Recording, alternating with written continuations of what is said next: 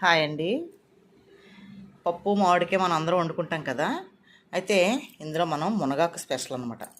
అయితే మునగాకు ఇందులో ఏమి వేయాలి, ఎప్పుడు వేయాలి, ఏ కూరలో వేసుకోవాలి, ఏ కూరలో ఏ టైంలో వేయాలనేది చాలామందికి మునగాకు వాడడం అనేది కూడా తెలియదు. అయితే మనం సింపుల్గా ఆనవాళ్ళు తెలియకుండా పిల్లలకి మునగాకు ఇష్టపడరు కదా చాలామంది. అందుకనేసి ఏం చేస్తామంటే మునగాకు అన్ని ఆకుకూరల కంటే మునగాకు చాలా మంచిదండి. అందుకని మనం ఏం చేస్తామంటే పిల్లలకు అసలు ఆనవాళ్ళు అనేది తెలియదు, రుచి కూడా బాగుంటుంది. ఇప్పుడు పప్పు మామిడికాయలు మనం అన్నీ కోసుకుంటాం కదా, అందులోనే మునగాకు కూడా వేసేసి మన కుక్కర్లో విజిల్ పెట్టుకోవాలన్నమాట. అప్పుడు అసలు ఆకు అనేది కూడా కనిపించదు, పప్పులో కలిసిపోద్ది. అయితే మునగాకుని మీరు ఈ రకంగా పప్పులు వండుకున్నప్పుడు కానీ, సాంబార్ పెట్టుకున్నప్పుడు కానీ, లేదా తోటకూర ఏపిడి చేసుకున్నప్పుడు, ఆకుకూరలు ఫ్రై చేసుకుంటాం కదా, అలాంటప్పుడు గుప్పుడు ఆకు వేసేసుకున్నాం అనుకోండి, రెగ్యులర్గా మునగాకు అనేది మనకి కడుపులోకి వెళ్ళిపోతుంది. ఓకేనా? మునగాకు ఇలా ఇలా ఇలా మీరు అలవాటు చేసుకోండి.